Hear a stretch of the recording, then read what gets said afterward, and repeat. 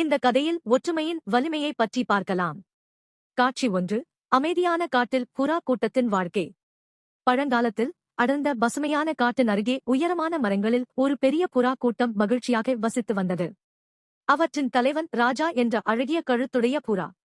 அவன் ஞானமும் தைரியமும் அன்பும் கொண்டவன்.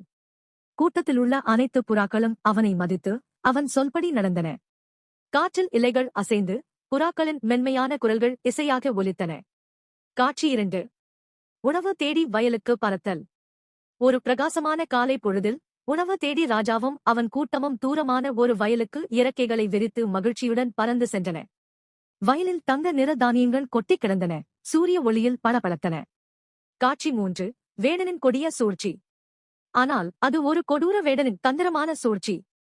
அவன் மறைந்திருந்து தானியங்களை வாரி இறைத்து ஒரு பெரிய வலையை விரித்து வைத்திருந்தான்.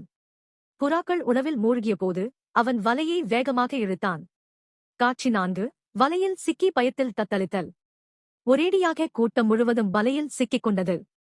புறாக்கள் பயந்து அலறின. சிறகுகள் மாட்டிக்கொண்டு திமிரின. வலையின் கயிறுகள் இறுகி அவை தப்ப முயன்றபோது இன்னும் இறுக்கமானது. காட்சி 5. வேடன் மகிழ்ச்சியுடன் அணுகுதல். வேடன் மகிழ்ச்சியுடன் சிரித்துக்கொண்டே ஓடி வந்தான். இன்று நல்ல விருந்து கிடைத்தது என்று கொண்டாடி வலையே தூக்கத் தயாரானான். காட்சி 6. ராஜாவின் ஞானமான ஆலோசனை. அப்போது ராஜா அமைதியாக குரல் கொடுத்தான். நண்பர்களே, பயப்படாதீர்கள். இது ஆபத்தான நேரம்தான். ஆனால் நாம் ஒன்றுபட்டால் எந்த ஆபத்தையும் வெல்லலாம். நான் சைகை செய்யும் போது அனைவரும் ஒரே நேரத்தில் சிறகுகளை அடித்து மேலே பறக்க ஆரம்பியுங்கள். தனித்தனியே முயன்றால் தோற்போம். ஆனால் ஒன்றாக முயன்றால் வலையையே தூக்கி பறக்கலாம். காட்சி 7. ஒற்றுமையின் சக்தியால் தப்புதல். புறாக்கள் ராஜாவின் ஞானத்தை நம்பின. ராஜா உரத்த குரலில் இப்போது என்று சைகை செய்ததும் அனைத்தும் ஒரே நேரத்தில் வேகமாக சிறகடித்தன. அந்த ஒருமித்த சக்தியால் வலை முழுவதும் மேலே உயர்ந்தது.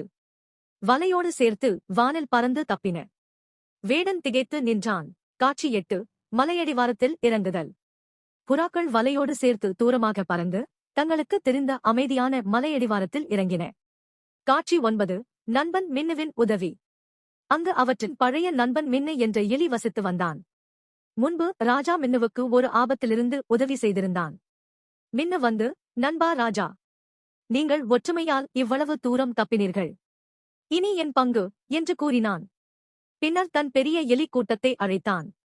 ஆயிரக்கணக்கான எலிகள் ஒன்று சேர்ந்து வலையின் கயிறுகளை கடிக்கத் தொடங்கின. காட்சி 10. விடுதலை மற்றும் நட்பின் மகிழ்ச்சி. சிறிது நேரத்தில் வலையில் பெரிய துளைகள் உண்டாகி அருந்தது. ஒவ்வொரு புறாவாக வெளியே வந்து சிறகுகளை விரித்து மகிழ்ச்சி